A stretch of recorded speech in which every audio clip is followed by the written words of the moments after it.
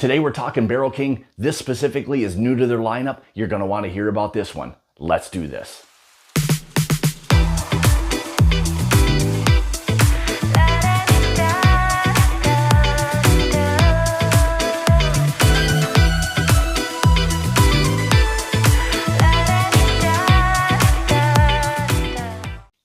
Hey guys, and welcome back to the channel. Thank you so much for joining me today. So we're back at it again. Yes, another release from Barrel King. This again, like I said on the intro, is new to their lineup. This is gonna be a wheated bourbon. Trust me on this, you're gonna wanna hear a little bit about this one. So this is specifically their batch 54. This is coming in at 114 proof or 57% ABV.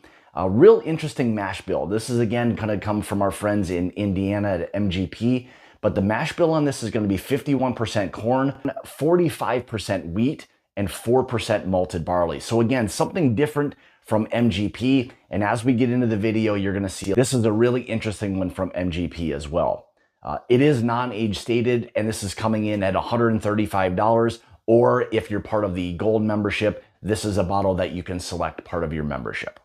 So as you can see color-wise on this, beautiful kind of rich, kind of copper color on that. Move the whiskey around in the glass a little bit. Beautiful, beautiful legs on that. Love to see it. Again, everything that they do, non-chill filtered. So you're getting this whiskey at its purest form. Let's go ahead and dive into the review. So for me on the nose right away, it's very interesting. And again, this is a different mash bill, something that we're not all quite used to. But my initial impression is this salted caramel, like a salted caramel, like candy, something along those lines. Beautiful like barrel char on this. You're really picking up that slight kind of rickhouse or really the nuance of that barrel. I think you're getting a little bit of those black pepper notes that are there. Touch of this kind of black cherry note specifically. Little bit of pastry that's in there as well. There's some softness to it. However, there is that boldness that you're getting from a nice rich bourbon as well. Yeah, I'm almost getting this again. That salted caramel is really prevalent on this. Slight earthiness that's there to it. Again, this is a slightly different mash bill. So one that, again, like I had mentioned before, not overly familiar with, but it's an interesting nose so far. Let's get into the palate. Cheers. Boy, so right away, again, very interesting on the palate so far. I'm not exactly sure how to even describe it, but there's this funkiness, this earthiness that's there on it.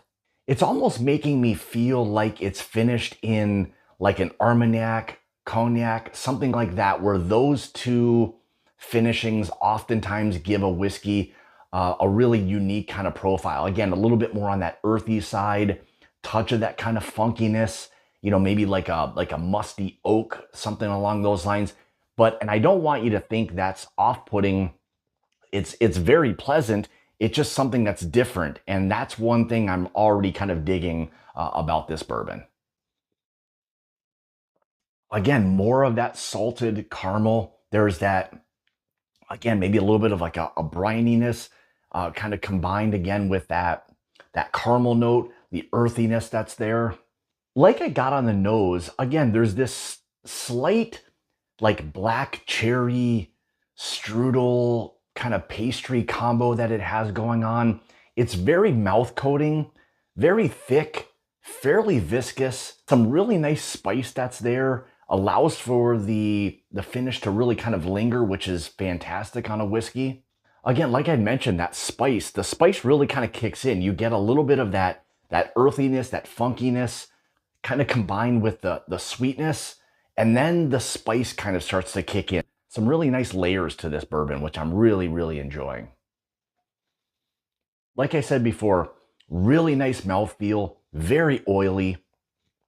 There's this softness as it sits in the glass a little bit, kind of lingers.